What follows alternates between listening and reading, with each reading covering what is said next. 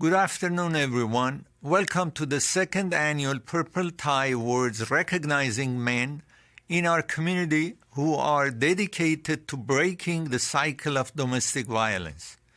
Thank you, YWCA Glendale, who in partnership with the City of Glendale Commission on the Status of Women organized this virtual event, and for all of the work they have been doing year after year to raise awareness about domestic violence. A few weeks ago, as the mayor of Glendale and with the support of entire Glendale City Council, we issued a proclamation that recognized the month of October as Domestic Violence Awareness Month in Glendale. The Glendale community is very involved, and it is through the coordination of the City Council, Glendale Police Department, the YWCA, regional partners, and the Commission on the Status of Women that we are able to serve our residents when they encounter such violence. Your presence here today marks your commitment to the elimination of violence from our community. You are here because you believe that it should be safe to go home and that cycle of abuse can be broken. Thank you all for being here today to be part of the solution. I want to take a moment to offer my sincere appreciation to the men being honored here today as part of the second annual Purple Tie Awards. Your work to help end domestic violence in our community is invaluable. I would now like to turn it over to Suzanne Broussalian, Chair of the Glendale Commission on the Status of Women. Thank you so much, Mayor. Good afternoon. My name is Susan Broussalian, and I am the chair of the City of Glendale's Commission on the Status of Women. Thank you all for joining us today. I want to take a moment to acknowledge my fellow commissioners on the Commission on the Status of Women and thank them for serving the women and girls of our community. Armina Perian, Elena Samirjian, and Diane Lambalot. The Commission on the Status of Women serves as an advisory board to City Council. We want to thank Council for recognizing October as Domestic Violence Awareness Month and applaud Council's commitment to provide education and awareness on this very important issue that affects so many families. We share this proclamation with the YWCA and are pleased to continue our partnership with them. Thank you to the YWCA board and staff for their commitment to helping eliminate violence in our community. The City of Glendale proudly joined the Purple Light Nights campaign and lit City Hall purple this month to bring awareness of October as Domestic Violence Awareness Month. We hope that as people drive by and see this symbolic color at City Hall, on porch lights, and at businesses across Glendale, it will serve as a reminder of those victims who have lost their lives as a result of domestic violence, and a reminder to support those who have survived it, and to provide hope to those still living with the abuse. And I hope that this virtual gathering will signal to those living with the abuse that they are not alone, and that they are people in our community, including the men who are receiving Purple Tie Awards today, who are here to help. I want to take a moment to congratulate the awardees. Thank you all for supporting our commitment to survivors and working with community to break the cycle and end domestic violence. Thank you all for being here today. I'd like to now introduce Tara Peterson, CEO of the YWCA Glendale, who will be facilitating today's conversations with our honorees. Thank you, Mayor, and thank you, Susan, for opening today's event. We are so grateful for your support and partnership in working to end domestic violence. I'd like to also thank Dignity Health Glendale Memorial Hospital, Los Angeles County Board of Supervisor Catherine Barger, and Chief Carl Povolitis, and the Glendale Police Department for sponsoring today's event. And I would like to thank everyone viewing this event for joining us today, including Senator Portantino and Assemblymember Laura Friedman. October is Domestic Violence Awareness Month, and this week is a week without violence, where YWCAs across the nation and the globe with World YWCA are hosting events that raise awareness and engage in action to end the broad spectrum of violence against women and girls. We are honored that today's event is part of a 20-year global campaign to end violence against women. I would be remiss to not also acknowledge what our community is currently experiencing and the layered traumas many of us are carrying today. We are in a pandemic, are witnessing an escalation of domestic violence, are navigating an economic downturn, and now we are also experiencing the deep pain of the violence taking place in Armenia. I hope that today's conversations, which will touch on these intersecting issues, will raise more awareness, provide you with inspiration, and be a moment of reprieve for any pain you may be experiencing. Our Purple Tie Awards provides us with the opportunity to shine the light on the men in our community who are working to end domestic violence. And I am so honored to recognize T.C. Kim, Jerome French, Sergeant Ernesto, Sergeant Ernest, can somebody help me with the name? Gaxiola, sorry, I apologize, so I'm sorry. Sergeant Ernest Gaxiola and Father Vazken today. I apologize so deeply. I am live and I can't believe this is happening. Anyway, so I'm also pleased to have Casey Gwinn join us for a special keynote address. Men play a critical role in influencing other men and boys to challenge cultural norms and stop behaving in ways that encourage and actively reinforce violence against women and children. We are not going to end violence against women and children unless we engage men and encourage them to step forward as leaders in this critical work. The statistics are sobering and are only rising as COVID-19 has isolated survivors, removed adults and children from their systems of networks and support, and added financial stressors that can accelerate hopelessness and abuse. We have felt this rise firsthand and witnessed an increase in requests of services through our hotline, increase in food insecurity, and mental health services for women and children. Today's honorees are working to disrupt those statistics. From leading the YWCA Glendale into its 95th year of service and positioning our programs to effectively meet the needs of survivors, to ensuring survivor safety and offender accountability through first response and investigation, to providing comfort and care to those who have experienced both the impact of genocide, war, and gender-based violence. This year's 2020 Purple Tie Award honorees are demonstrating what it means to lead with hope, to respond with hope, and how to instill hope. I recently read a definition of hope that said, hope is a sense of possibility within the uncertainty of a future that does not yet exist, but one that we are making by our actions.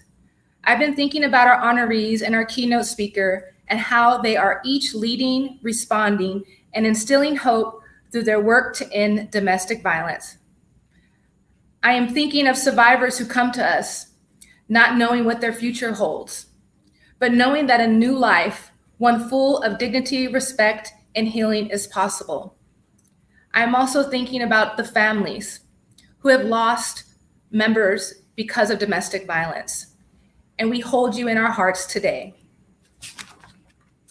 What courage, what bravery to have hope in these times. Today, we will be reimagining hope together. I invite you to make a donation in honor of someone you know who has been affected by domestic violence and hopes for a better future. I invite you to make a donation for every child that walks through our doors, scared, confused, and hopes for a better tomorrow. I invite you to make a donation, no matter how big or small, because you hope for a better world. As we move through our conversations we invite you to join in by sharing your thoughts in the chat and by engaging on social media with the hashtag Purple Tie Awards, Hope for Survivors, YWCA Glendale. So let's get started with our first conversation. To start things off, I would like to welcome two members of YWCA Glendale's Board of Directors, T.C. Kim and Jerome French, who are both being recognized with the Volunteer Service Advocate Award. T.C. Kim has over 30 years of experience in the field of victim advocacy. He is a founding member of the Wilshire Community Police Advisory Board. He is a board member of the Glendale Police Foundation. And T.C. currently serves as president of the Korean American Foundation of Glendale. He has provided support to so many victims of domestic violence throughout his career. And he has been an instrumental board member at the YWCA of Glendale. Jerome French is a certified public accountant and certified valuation analyst who carries over 23 years of experience in his field. He has been a member of the YWCA Glendale Board of Directors for over 10 years. He was the president of the chair of the board from July 2015 to 2017, and the board treasurer from July 17th to July 2019. Jerome was instrumental in helping to support the YWCA Glendale's executive leadership team while they were searching for an executive director as well as a finance director in 2016.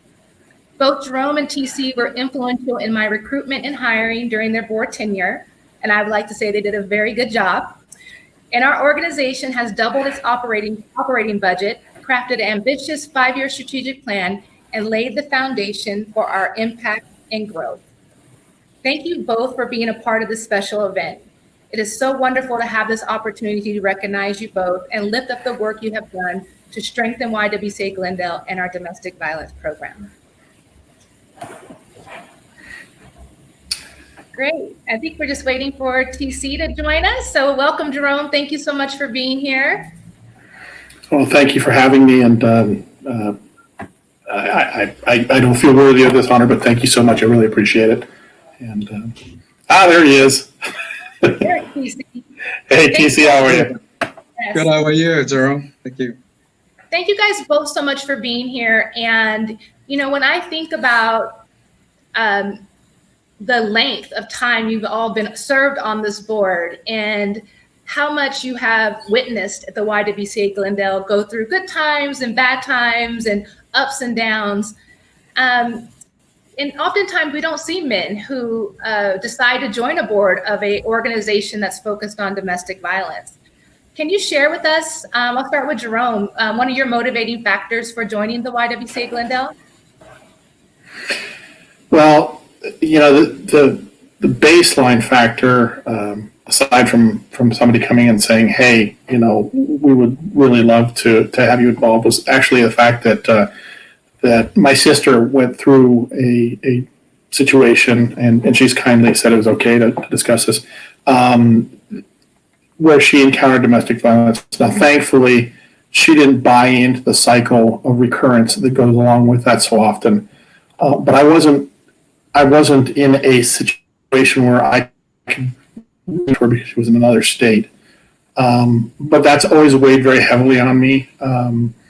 And it's something that between that and kind of my mother's sort of general upbringing of me to respect women has always been very, very important. And so that's really kind of what got me to say, yes, this is something that I want to be involved in. And boy, I had no idea that it would take the path that it did, but I am certainly grateful that it did. So, Great. Thank you, TC, and thank you for sharing your sister's story. TC, how about you? I mean, you've had so many years of working in domestic violence field, from working in a shelter to providing advocacy and support and training police officers and advocates. What was your motivating factor for joining the YWCA Glendale?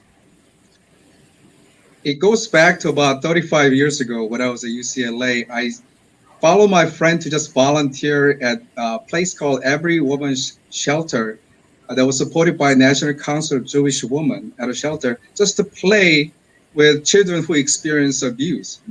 And then I went through a training, and I was shocked to learn that so many women and children were being abused. And around those times, I was actually practicing Taekwondo, which is martial arts. So I knew firsthand how painful it is when you get hit or strike or kicked or punched.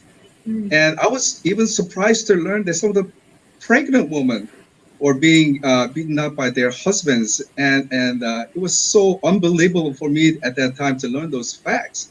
And I was trained by his founder named Nilda Rimonti, was very innovative leader who inspired me and turned me into, brainwashed me practically into an advocate. Ever since then, I worked in that shelter for 7 years. And then I went to City Attorney's Office to work for Victims Program for another 9 years. Ended up in nonprofit sector, serving for victim advocacy and victims' rights work for over 30 years. And about 6 years ago, at a meeting I had with Paula Devine, who's a good friend from Glendale City Council, she introduced me to Glendale YWCA and told me that, TC, you've been living here over 20 years. Why don't you involve this organization? Only one of its kind in this Tri-City area that helps out domestic violence victims. Please join us. And I had to join in and do what I can to help out as an advocate for victims. Thank you so much, TC. It's one of those things, once an advocate, always an advocate, right? So Right. It's hard to leave this work once you start. And so, as you all prepare for your departure, can you just share one highlight from your time serving as a board member? We'll start with Jerome. Interestingly enough, that highlight came a year after I was on the board and at a point where I was being asked to take on the presidency. And I had yet had the opportunity to do a walkthrough of our shelter. And that really kind of moving through there, seeing everything that was going on that we were doing to help on a very visual level, as opposed to, listening to the various programs and things that we did, but actually seeing that had a huge impact on me and kind of what I wanted to see achieved in the organization. And so, yeah, that really was it for me. Great. Thank you, Jerome, for sharing that. TC. Actually, it happened about a year ago for our first Purple Tie Award ceremony last year. When I was asked to introduce some of the honorees from Glendale Police Department, I was given a chance to speak in front of people. This candlelight visual event is such heart-touching, heartwarming event. And it was a chance for me to speak up. And I think I remember saying that men should not be just part of the problem in domestic violence, but they should be part of the solution. Everybody was so pleased to hear that. That was the highlight of my being voluntary for the Glendale YWCA. Thank you so much for that.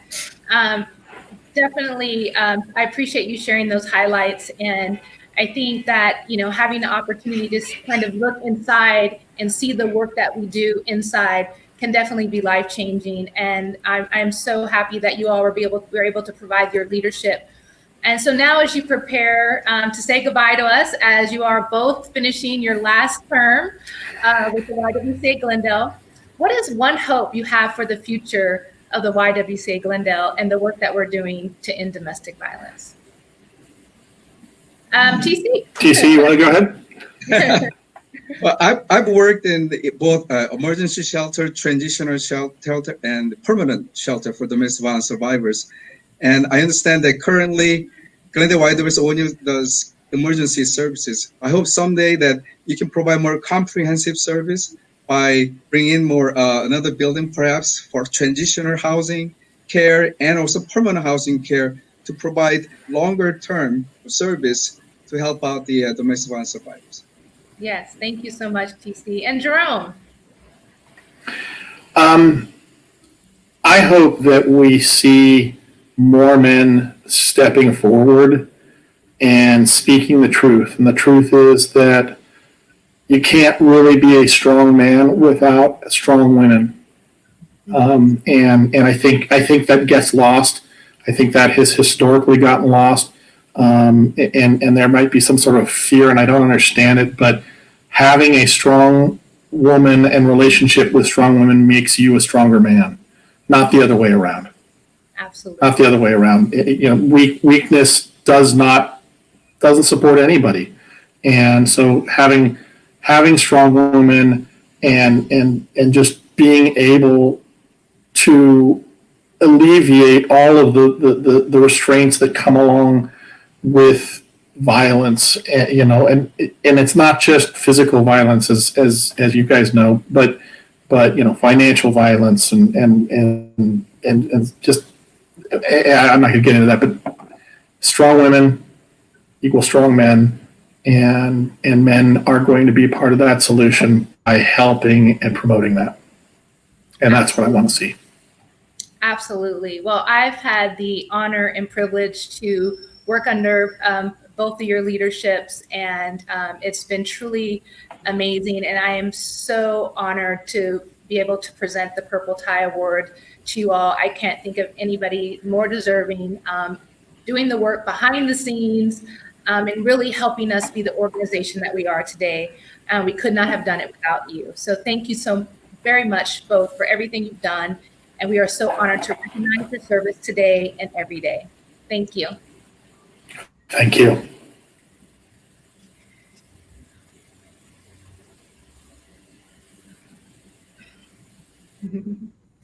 Great. Thank you so much, Jerome and TC.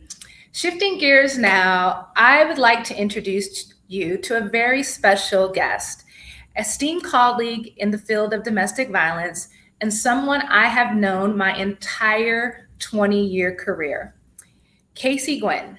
Casey has been a trailblazer in our work to create effective models for wraparound and centralized services to support survivors' pursuits of justice and healing. Casey will be providing us what I know will be a very powerful and inspiring keynote speech on reimagining hope. Casey serves as the president of the Alliance for Hope International and has been recognized by the American Lawyer magazine as one of the top 45 public lawyers in America. Casey served for 8 years as the elected city attorney of San Diego from 1996 to 2004. His transformative work as a prosecutor changed the face of domestic violence prosecution in the United States. He is the visionary behind the Family Justice Center movement, the founder of Camp Hope America for children impacted by domestic violence, and one of the leading thinkers in the country on the power of hope in the lives of adult and child trauma survivors, as well as helping professionals. He has authored and co-authored 10 books since 2006, and his newest book entitled Hope Rising: How the Science of Hope Can Change Your Life. It is a roadmap to a life well lived and points the way toward the power of hope in the lives of all those who have experienced hardship and adversity. Welcome, Casey. It's so good to see you. Tara, it's great to see you too. It's been a long time. Well, it's a great honor to be here with you. I'm so proud of you. I'm so honored to support your leadership at the YWCA Glendale and honored to share today.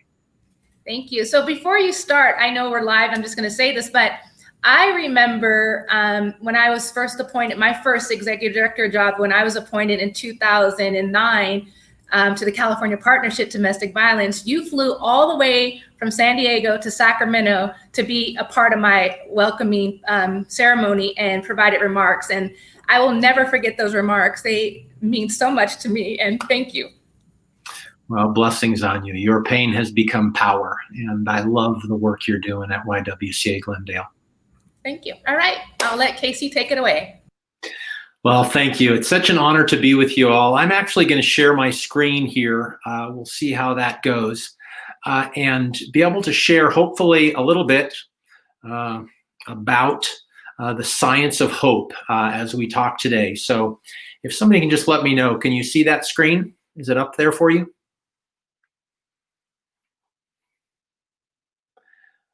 I'm going to hope that you can see the screen that should have a Reimagining Hope slide on it. I'm not able to see that while I have my screen shared.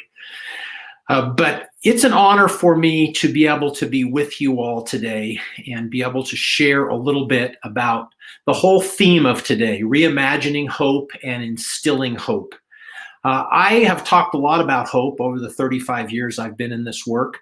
I grew up in a home impacted by child abuse and domestic violence for generations that I did not come to grips with as a child. I too battled for that robbery of hope in my life as a child. Though I will say that I also grew up with privilege. I grew up certainly with white male privilege. So I didn't experience some of the consequences that boys and men of color experience having been impacted by child abuse and domestic violence. But early on in my career, I would say, you know, we've got to give hope. We've got to give more hope to people. We're in the hope business, but I didn't understand it. And it wasn't until many years ago I was reading an article about Mother Teresa, and Mother Teresa said, when asked what the calling is of humanity, we must give hope, always hope. And that phrase stuck with me, her quote stuck with me. And then in 2012, almost 25 years or more into this work, I found out that you can measure hope, that there is a science around hope, that it had been researched in the University of Kansas in the 1990s, and then had become this amazing movement across the United States. And so I met the leading hope researcher in 2012, Dr. Chan Hellman, who runs the Hope Research Center at the University of Oklahoma.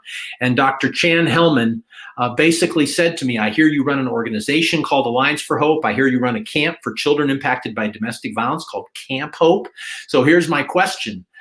Do you increase hope in the lives of the people you work with? And I said, I hope so. And he said, well, you shouldn't be hoping so. You should be able to measure it. And I said, you can't measure hope. Hope is like, positive thinking. It's optimism. It's kind of wishing for a better future. And he said, no, hope is a science, and I can measure it in human beings. And if you're doing good work with survivors of violence and abuse, you can measure hope. And so sure enough, we started measuring it, first in our Camp Hope program, then in family justice centers across California, and then across the country. And here's what I want to share today, because the YWCA Glendale is in the hope business. And the reason you all should support the YWCA is because they're actually giving hope to adult and child survivors. They're leaning in to the lives of people who were born with hope, because that's the fundamental principle of the research, is that human beings are hope-centered. We have the ability to look out into the future, imagine who we want to be or what we want to do, and then figure out the pathways to get there. It's the essence of being human. Animals in general are not hope-centered creatures. Animals are creatures of instinct, and most animals think about things from an instinctual standpoint, what to do, where to go, how to survive. Human beings alone have the ability to look out into the future and imagine who they want to be and what they want to do. But the reason we're all in this business that we're in today, the reason we're honoring these amazing men who have leaned into supporting the YWCA Glendale and addressing this issue of gender-based violence in Los Angeles and in the United States, is because children get robbed of hope.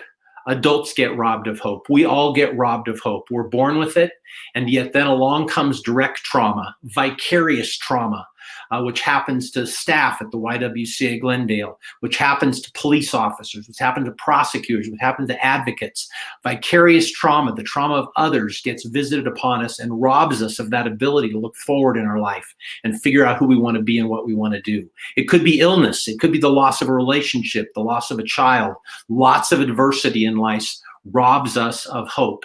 And children always get robbed first. Children always get robbed first. And so for us, as we talk today, I want to challenge you to think about the business we're in, because we're really in the business of giving hope. And as Brene Brown said in another context a number of years ago, you cannot give what you do not have.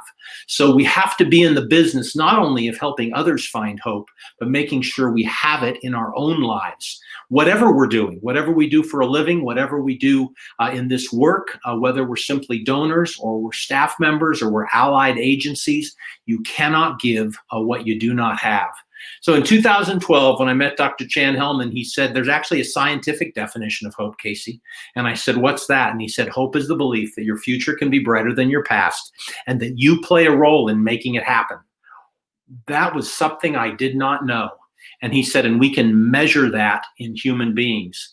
And I said, there's research out there on hope. And he said, enormous research. In fact, as we started working on a book together in 2017, our literature review found 2,000 studies looking at the science of hope. And what was so stunning about it was that in every single study, if hope went up in somebody's life, so did well-being.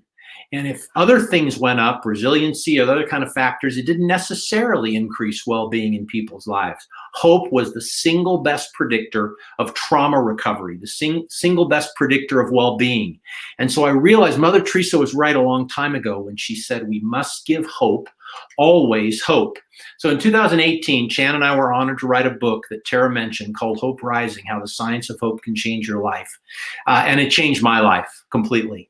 Having grown up in a home with violence and abuse, having to start thinking about how I was robbed of hope as a child, how that kind of low-grade fever that I suffered from things that had happened in my home, where I wanted my family to be a certain way, but I couldn't change what my family was. I couldn't change who my bipolar father was. I realized we had to tell this story. And amazingly enough, one of the stories in Hope Rising is the amazing relationship that I had with a Black leader in San Diego, a sexual assault survivor, Ashley Walker, who was the founder of Battered Women's Services at the YWCA in San Diego. In fact, I went on to succeed her as the first male CEO of the YWCA of San Diego County many years later. And Ashley, who was a leader in the African-American community, invested in me, a white guy who knew virtually nothing about trauma and violence and how to help survivors. And that relationship helped increase hope in my own life. And we're still dear friends to this very day. And as I started learning about the science from Chan, he said, hey, Casey, it's all about goal setting and it's all about pathways thinking. So you got to have goals that are yours personally, that you're motivated to pursue, and you've got to have the ability to think about the steps you need to take to your goals. And he said there's even a continuum in the research. Hope is that ability to set goals, imagine who you want to be, what you want to do, know how to get there. And then when people can't get to their goals in life, anger, rage, and frustration is a normal human emotion. And when they keep striving for their goals but can't get there, people do get angry and frustrated. And then when they start to lose their motivation to get to goals, they start to slide down that continuum to despair and eventually get to the opposite of hope, which is really not hopelessness. The opposite of hope is apathy. When a survivor of domestic violence says, I can never get away from him. There's nothing I can ever do. I don't know what to do. I don't know how to stop him. I don't know how to go forward in life. I don't know what to do. Apathy, the ultimate robbery of hope. It's when higher rates of suicidal ideation happen in survivors of domestic violence. And that same continuum happens in the lives of offenders and perpetrators.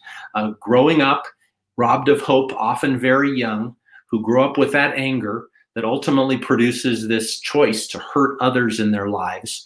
And when you slide down that continuum as a rage-filled, misogynistic man, you become incredibly scary. In fact, with the mass shooters in this country, we've tied it to the science of hope.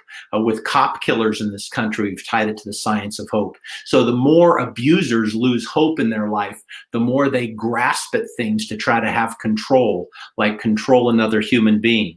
The most dangerous men on the planet strangle women in domestic violence relationships. They go after the neck of a human being. Scary, dangerous men who, by the way, we have recently found are also the majority of those who kill police officers in America.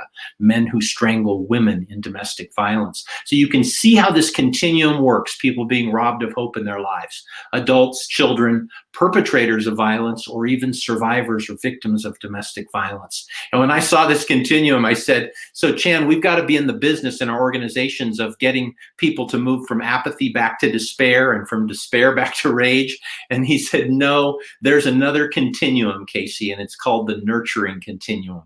How you nurture hope back into the people's into people's lives. And the reason the YWCA is so stunningly successful in Glendale is because the staff of the YWCA do this. This is what you do as an advocate, as a case manager, as somebody working with someone in crisis, robbed of hope in their life.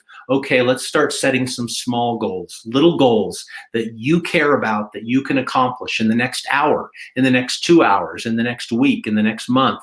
And little goals, hope begets hope. And slowly you nurture your way back. And when you get to the point of being able to think, how can I get there? What are the steps I need to take? You're starting to head forward.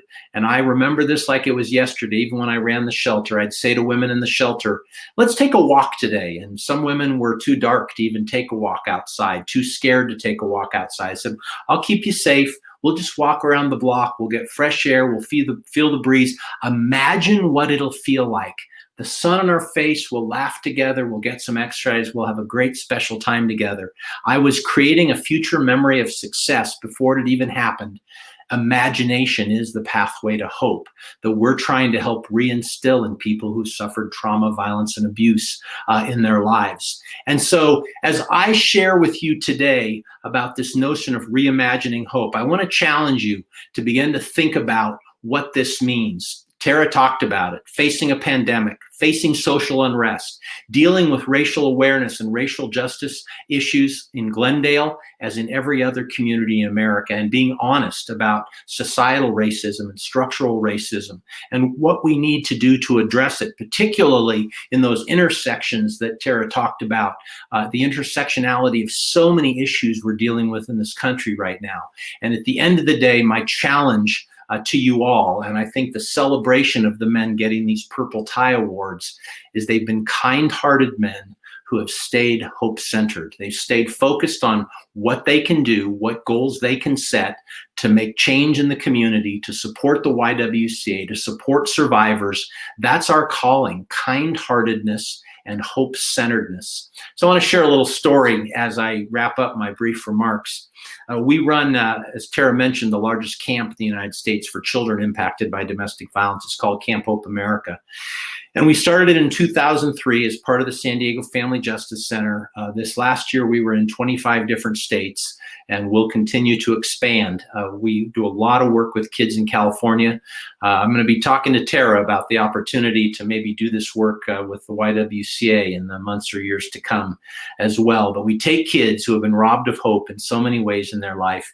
They get to go to camp in the summertime, and then they go through monthly activities, mentoring activities, and we track their hope scores. We literally measure their hope scores in life. And when hope goes up, good things happen in the lives of even children impacted by trauma. Gallup just recently announced that a 2-point increase in a child's hope score actually is the difference of a letter grade in school. So if you can increase hope in a child's life by 2 points and sustain it, that's a letter grade in school. If you can increase it by 4 points, you can take a C student to an A student. That's how significant hope, the ability to set goals and pursue pathways in your life, becomes in predicting trauma recovery and well-being. But we were running a camp a number of years ago up on the central coast of California. A young woman was attending camp. She was then a sophomore in high school, aspiring to be a counselor at Camp Hope. And one of our truth statements that the kids would chant and memorize each night at the campfire was, "I have a hope story." And her name is Janelle. And Janelle, I asked Janelle, because we have these truth statements every day at camp, Janelle, will you write a poster that we can have in the dining room at camp so the kids can be reminded of the statements? And she said, I'll do the statement, "I have a hope story." And so she did. She's a very gifted artist, and she drew that. And then down on the box, on that card, that poster that she drew, you can see in the corner was a book that says Hope, written by me. That's Janelle who drew that. And when I saw it, I said, Janelle, I'm fascinated. You wrote that, you drew that picture. And she said, well, we're all writing our hope story every day, Casey. The choices we make, what we believe in, who we stand by, who we decide to help. We're all writing our hope story every day, and nobody else gets to really write my hope story but me. Janelle has a high, what's called an adverse childhood experiences score, long history of violence and abuse, major challenges generationally in her family, and yet she could understand this. Janelle, by the way, went on to become a counselor at Camp Hope, California. There she is with her kids at a campfire on the Central Coast of California 2 years ago, and just got a full ride to Cleveland State University. She wants to become a nurse. But I will never forget her statement, Casey, we're all writing our own hope story every day. So if Janelle Sellis can do it, so can everybody else on this call.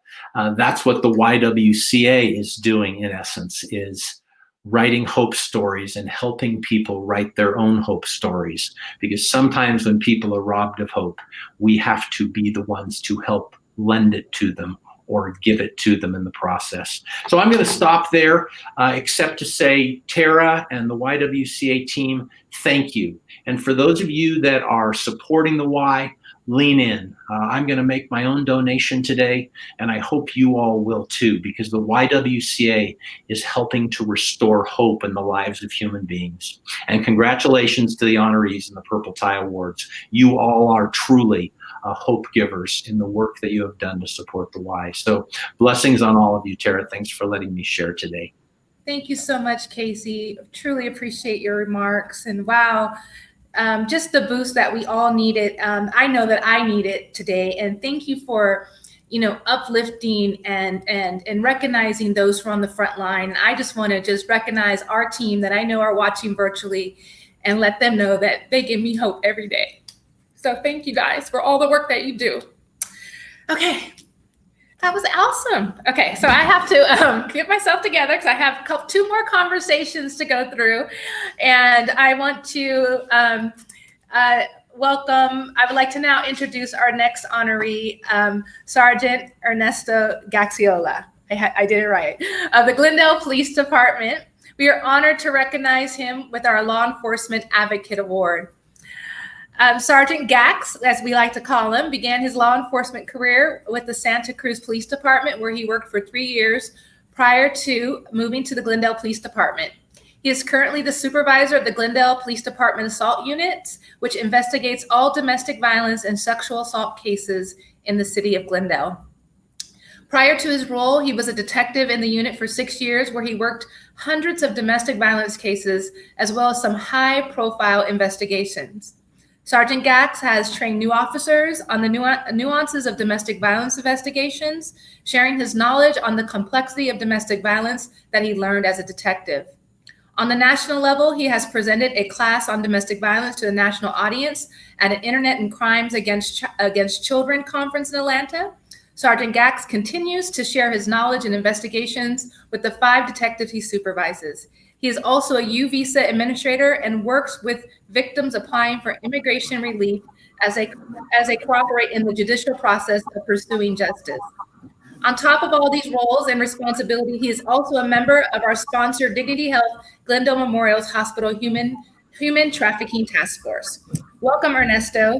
Thank you for your incredible service to survivors of violence. We are honored to partner closely with you and the police department and work to support survivors as they seek justice. So welcome. So glad to see you. Thank you for being here. Thank you for that intro. You did some investigative work as well, because I didn't tell you about any of that stuff, but I appreciate it. Thank you. Yes, I can't take all the credit, but we have some great people working behind the scenes here.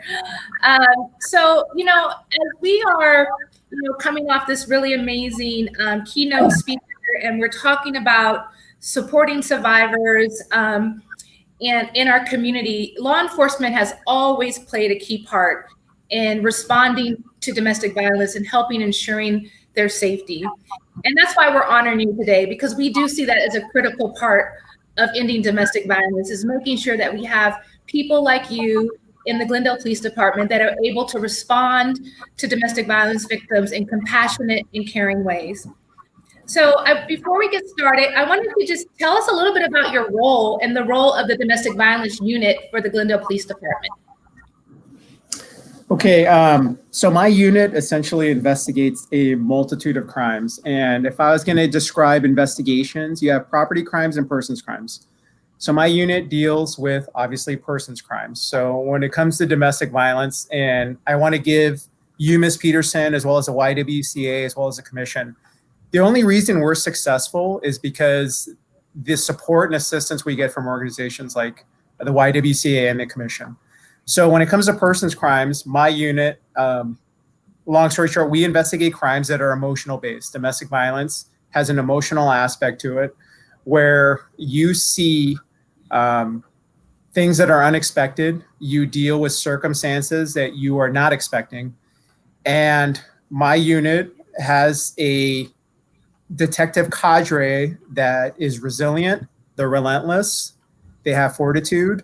And our job is to ensure that when everything is said and done, it is safer and better than how we encountered it. I hope that is a good summary of what the assaults unit from the Glendale Police Department does. Absolutely. Thank you. So, one of the things, question that keeps coming up around, the increase in domestic violence during COVID. And I know that we're seeing it on our end of people calling that are not necessarily facing any physical abuse. So it's not something you can call the police for, right? We're hearing a lot of emotional abuse, a lot of feeling of not feeling safe, and mental abuse and financial abuse. Tell us a little bit about what you're seeing out in the field in regards to domestic violence during this pandemic. If there's one thing, I will say this now, I will put my name on it, that I think when this is said and done, whenever this is said and done, this lockdown, this pandemic, unfortunately, there's going to be abundance of domestic violence cases that my unit will investigate. And the reason I say that is these are truly unusual times where if you wanted to get out of a horrible situation, you can't. I don't know where you could go. I don't know where you could stay. And on top of that, you have other circumstances such as your job situation is questionable. You have children in school. How do you uproot a family? So in these times, I presume a lot of our cases are going to be instances that are what we would call cold reports. It's not necessarily something that happened recently. And if there's one thing I could say in terms of investigations, we are already handling and investigating. Sometimes our best resources for evidence, and I say resources just in terms of us being able to convey what occurred, it's going to be the resiliency, the actions, and I'm going to say this word again, the fortitude of the victims involved in these incidences, whether it's them documenting their injuries, whether it's them reaching out to organizations like the YWCA, whether it's them talking to family members or friends and saying what happened. And even though they don't necessarily want police involvement, if there's one thing I said earlier, I'm like, hey, if we get involved or whatever the situation is as long as it's better, whether it's the YWCA assisting them along their way where they want no law enforcement involvement, I consider that a win. And if it's us referring somebody to the YWCA where they don't necessarily want police involvement, I will say this, sometimes there's no option. If once we're there, the police, the judicial system will get involved. But if we can provide an outlet where if it's not necessarily something criminal, something the police need to get involved in, as long as there's organizations like the YWCA, the end result will be better. And I am good with that. That's awesome. That's a great way to look at it. And just knowing that if there are any survivors out there that may be struggling, knowing that, you may not be ready to make a phone call today, but there are things you can do right now so when you are ready to make that phone call. So the documentation, talking to friends and family, calling the YWCA Glendale's hotline, those are things that you can do if you are in a situation that you don't feel like you're ready to leave. And I think that's one of the important things about the YWCA Glendale that we want people always to know is that you don't necessarily have to be out of the relationship to get the support and services from us. And we want to do everything possible so that the police department, it doesn't escalate to physical violence and we don't have to call the Glendale Police Department. But we know that's not always the case. And we know that these situations can be very dangerous, very lethal. Can you talk about a little bit about any kind of situation or a story that you can maybe share with us of a situation where you had to really ensure the safety of somebody by either partnering with the YWCA Glendale or working with other organizations to ensure the safety of a survivor that was impacted by domestic violence?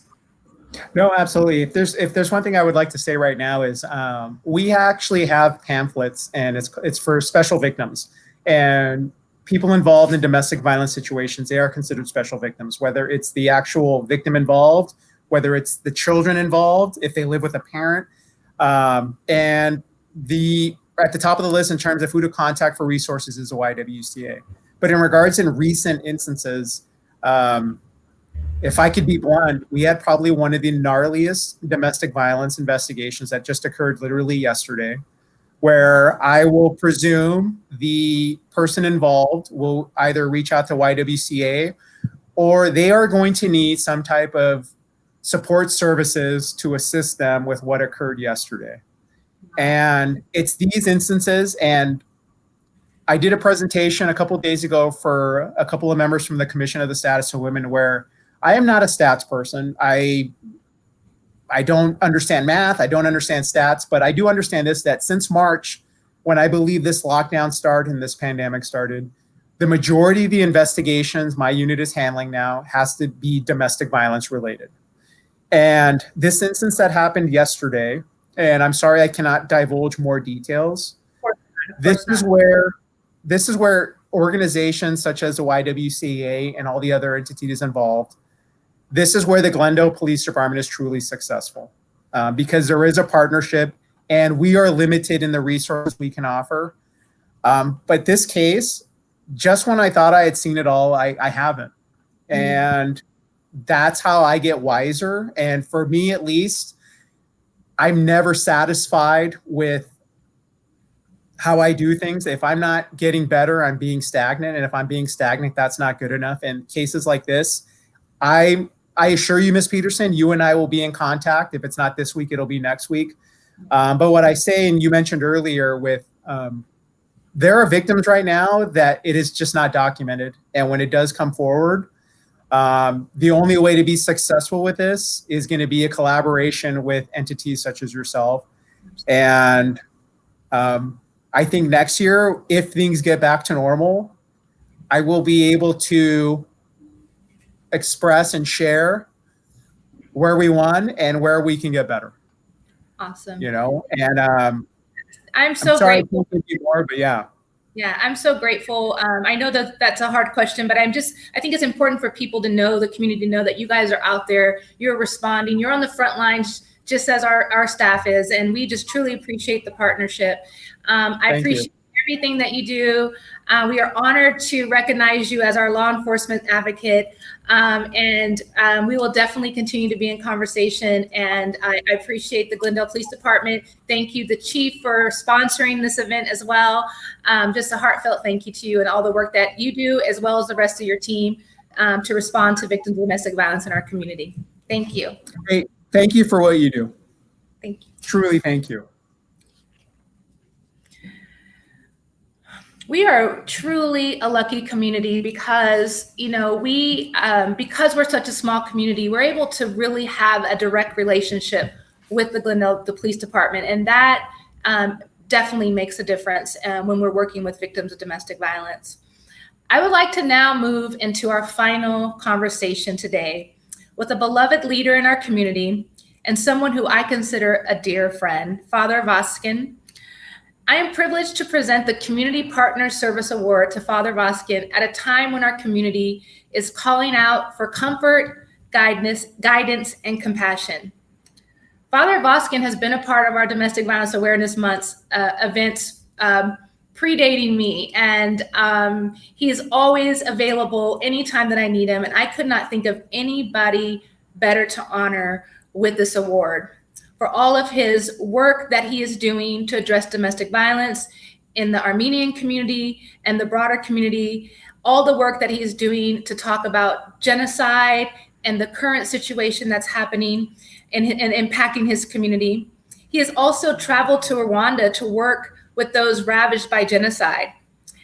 Coupled with his personal experience growing up with genocide survivors, he founded the In His Shoes movement, which challenges victims of horrific tragedies to move forward by extending assistance to others, by walking in their shoes. Father Vazken, thank you for being here. Your voice is so needed during this time when we search for hope, during a war against Armenia. This violence has been at the forefront of our community's hearts and minds, and we stand in solidarity with our Armenian brothers and sisters here in Glendale and Artsakh. I want to open our conversation by really creating a space for you to just describe with the people that are here today about what is happening right now. First of all, thank you, Tara, and I appreciate this recognition, and it also goes to the wonderful people who've been behind me through our church. What's happening today in Artsakh is something that is an ongoing struggle. Today, unfortunately, what we hear on April 24th about genocide, that genocide is in the plans. And what happened in 1915 when the Ottoman Empire, Ottoman Turks tried to systematically annihilate the Armenians. Today, they would like to finish it off. And that's just what's the sad part. And the reality of it is that they are overtly claiming this. And the world, like in 1915, the world today is consumed with so much other things. But I don't want to say that it's really a world that's not looking, because the world's always consumed with other stuff. Absolutely. And I do remember having gone to Rwanda and working with them. The Rwandan genocide happened during the time of O.J. Simpson's trial, when the world was consumed with a trial, you know, of yes, domestic violence again, but genocide, of course, is the big picture of domestic violence. So I appreciate you giving me this time to share with the listeners, the watchers, about what's happening in Artsakh. Absolutely. You know, we also want our community, and you kind of touched on it a little bit, genocide is the bigger issue, right? But with genocide and with war and with violence, we see increase of violence against women with genocides and war, right? And if we're really talking about ending gender-based violence, that means let's not have genocide happen, let's not have war happen, and then we won't see gender-based violence, right? There's this connection. And can you kind of share with us a little bit more about the intersection and gender-based violence, and how that also contributes to the trauma that Armenian diaspora is facing and anybody else? You know, it's all the same picture about violence, about rape. And I use that word intentionally because when you come down to what are moral absolutes, I think we make cases even for killing, when defense of loved ones, defense of your life. We have a case for killing. We have cases for lying, you know, to stop a worse evil. But when it comes to rape, if you were forced to think about one absolute, a moral evil, rape is the one that you cannot give, you cannot get around. You can't say, well, rape is okay in these cases. Mm-hmm. Rape in the case of women, rape in the case of people is now amplified in the case of genocide. And it becomes amplified to the point that it turns beyond that person, domestic, namely the house, but to the community, amplified to international proportions. And what happens at that point is it transcends the space, like the house, the domestic, and it goes to the nation, and therefore transcends time. And so what you have today, 100 years after a genocide in Armenia, you have people who march and proclaim because we want validation. It's the same story. It's the woman who is raped, who is abused. She wants validation first and foremost, that yes, this did happen. I'm not lying about it. I'm not making up this story. You don't need to listen to the guy who perpetrated this on me. And this is all the Armenians are saying. It's like, hey, check it out. We have absolutely no reason to be sitting in Artsakh and exert ourselves on anyone else. It's just we're sitting ducks, and it's the violence, it's the rape, it's the rape of a people that becomes genocide. And that's where I think the intersection is. It's the same story except amplified. And so to me, my work within the local community has always been there because of what my ancestors have gone through, namely my grandparents who are genocide survivors. Absolutely. I remember last year you shared a story with us about a woman who was a victim of domestic violence that was an Armenian woman, and how she was looking for help in her community, and it was difficult for her to find that help, but she eventually did find that help. And I know that sometimes when we talk about domestic violence, it impacts every culture is impacted. It's not one culture or one ethnicity, one race or anything like that. That can be impacted by domestic violence. But what we know when we have worked really hard at our organization to make sure we have a space for Armenian victims of domestic violence, making sure that we have staff that speak the language. And I think that's critical, important to doing the work, is that you have people that reflect the community that you're serving. And during this time, it's been really challenging for them because they are here getting support groups, living in our shelter, dealing with domestic violence, but also dealing with the pain and the grief about what is happening and the violence that's happening to their family in Armenia. What can you say to those women who are just trying to figure out how to survive the next day, but there's this massive other conflict that's going on? Yeah, first, let me just say what the Y does over there is beyond belief, and your attention specifically to the community. Outside of Armenia, you're sitting in one of the largest concentration of Armenians in the diaspora. And so it's a unique position that the Y has. And I've watched, as you said, I've been involved with it for years, but what you brought to the Y, the ability to take in, to give a community a shelter, is something that we need to focus in on the conversation about war as well. We need a place to be accepted. In other words, Armenia is such a small little place. I mean, there's more people on LA freeways on an average day than there are Armenians in the whole world. Most people would be hard pressed to find Armenia on a map, let alone a place called Artsakh. And that's exactly the same story of a woman who is being abused. Nobody cares. Nobody really wants to get involved. It's easier to turn your head. And so what I really have to say to people is don't give up. It's the hope that you've been talking about.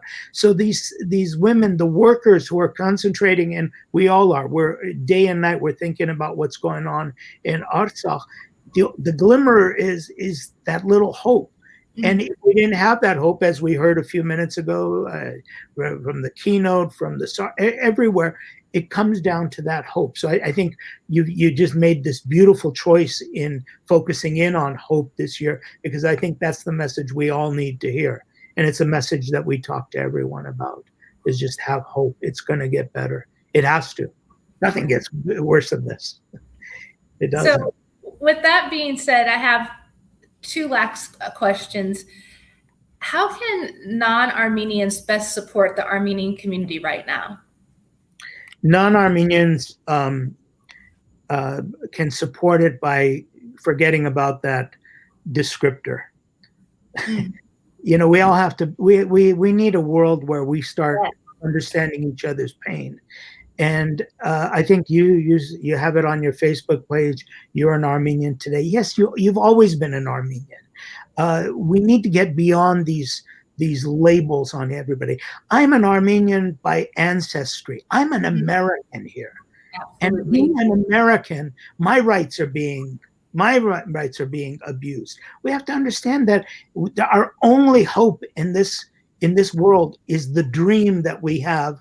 The dream that we are all brothers and sisters. That's the hope. If we're going to have a hope for tomorrow, it's to get rid of the things. Sure, pride is important. You have your culture, you bring it, but the pride becomes an ugly thing when that pride says, hey, I'm better than you are. And that's what we're seeing. So I think the first thing we need to do is get rid of the descriptors and say that we're all Armenian, we're all American, we're all Black, we're all Mexican. In other words, we're all people. We got a belly button. And if you don't have a belly button, it's a problem. It's from another spaceship or something. But yeah, I think that's the thing that I would tell everybody. Because what we need really mostly is, yes, we need money, we need supplies, and people have been so generous, but we really need people to pray. And by praying, it doesn't mean you go down on your knees. It doesn't mean you connect to any specific thing, except to understand that if there is a higher force, a God, it's within you. And you have that power. You have that ability. It's the same thing what we tell domestic violence victims. It's the same thing we tell our people. It's like we have to allow that God to shine, that energy that's inside of you, whatever you want to call it. And so that's what I ask from everybody, is to pray for Armenia, pray for Artsakh.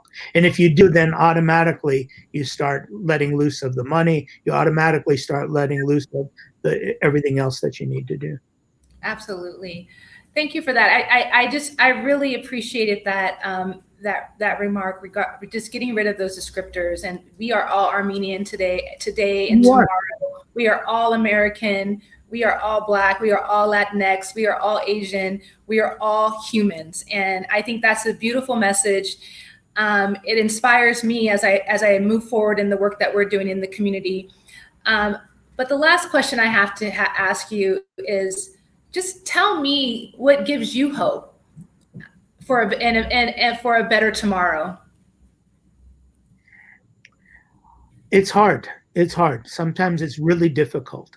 And that I think we need to be honest. There is no magic. But what gives me hope is the little stories, to see you and what you're doing at the Y, to see others who you should see coming down to the diocese. Tomorrow we're having a 3-day fasting. Tomorrow night we're having a vigil till midnight. When you see the number of people who are coming out, bringing their children, they're filling up boxes with materials that we're sending, the donations. It gives me hope that, yeah, whatever they tell you outside, there is the good that we need to focus in on. I'll leave you with a story that I think maybe it has to do with domestic violence. A few years ago, a very famous hip hop artist was sentenced by the judge to community service. And he came and he worked at our church for community service. And I said, what can you do for me? I don't want you just sweeping up and everything. And he said, I can't sing because that's my voice. He says, but I could draw. And so I gave him a canvas and some paint, and he drew this beautiful painting, which just is just a lot of noise in it. It's this giant ugly monster and everything. And at the bottom, there's this little red dot. And I asked him, I said, what is that red dot? And he says, even monsters have hearts. And it just brought home the thing that, yes, this guy has messed up his family. He's trying to but there is a heart inside of there. And it's up to us to find that heart. Really, it's difficult. It's difficult. I think Dr. King said it so beautifully. I'm glad Jesus said, love your enemies and not like them, because it's hard for me to like somebody who's hurting me. But that love is what has to be a little bit higher. And I think that's what keeps me going, is trying to find that love inside of everybody. Thank you so much, Father Vazken. Your inspirational words of comfort and hope. We are so honored and so grateful for everything you do. And thank you for taking time out to be with us today. We hope that everybody out there was able to learn more about the work that is being done to end gender-based violence in our community and throughout this entire country and world. It was truly an amazing program. I feel completely honored and privileged to be a part of this program. I want to thank Heather Masterson, who's doing all this work behind the scenes, and Celeste Mesa for doing work behind the scenes as well. We encourage you all to stay connected. Thank you for your donations. We see them there. We are $420 away from our goal. I want people to know that every $140 donates is we're able to provide an additional bed night to women and children in our shelter. Our funding allows us to pay for 45 nights. On average, women and children are staying up to 62 nights in our shelter. So every $140 helps us provide those additional nights. So thank you for your donations. If you need more information, you can visit our website. Thank you again to the City of Glendale and the Commission on Status of Women, to all of our sponsors who were here today, that were here supporting us and watching us virtually, and to all of you for becoming a part of our beloved community, a community that holds the possibility of hope. Be safe, be well, and we hope to see you all soon.